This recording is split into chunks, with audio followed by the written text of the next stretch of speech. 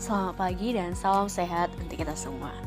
Hari ini saya akan menjelaskan bagaimana cara-cara menghemat energi dalam kehidupan sehari-hari. Yang pertama yaitu menggunakan lampu hemat energi.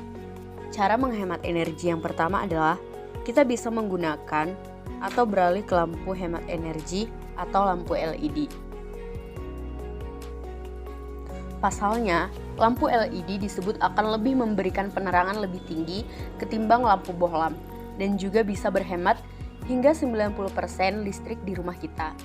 Namun, harga lampu LED memang cenderung lebih mahal ketimbang bohlam, yaitu sekitar 13.500 hingga jutaan rupiah. Akan tetapi, untuk usia lampu sendiri, LED jauh lebih lama dan awet. Yang kedua yaitu matikan semua peralatan elektronik jika digunakan.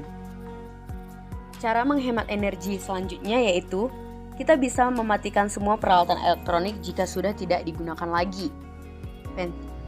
Yaitu dengan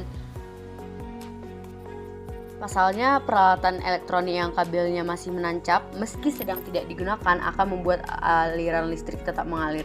Biasanya seperti charger handphone yang biasanya tidak dicabut itu akan tetap memakan energi listrik, sehingga tak hayal jika tagihan listrik kita selalu melonjak setiap bulannya. Kemudian yang ketiga yaitu mendesain rumah dengan penerangan alami yang cukup. Ventilasi yang cukup akan membuat aliran udara dari luar bisa masuk ke dalam rumah dan akan membuat sirkulasi udara di dalam rumah menjadi baik dan bisa mengurangi penggunaan AC. Nah, contohnya seperti gambar berikut ini. Dengan jendela yang cukup, otomatis cahaya dan udara akan bisa masuk ke dalam rumah kita dan dapat mengurangi penggunaan AC. Penerangan alami yang cukup bisa membuat kita tidak memerlukan lampu pada siang hari. Jadi kita bisa mendesain jendela yang agak besar di sekitar ruang tamu, kamar dan kamar mandi, bahkan di ruang belajar kita sendiri. Lumayan kan jika tidak perlu menggunakan lampu di siang hari hanya karena penerangan kekurangan alami dari sinar matahari. Kemudian yaitu menggunakan air secukupnya. Disarankan untuk menggunakan air secukupnya dan jangan menggunakannya secara boros atau berlebihan. Karena air juga termasuk sumber energi yang sangat dibutuhkan untuk makhluk hidup. Ingat, di daerah lain mungkin sulit untuk mendapatkan pasokan air bersih, sehingga kita harus tetap menjaga sumber daya tersebut agar bisa digunakan sebagai sumber daya yang berkelanjutan.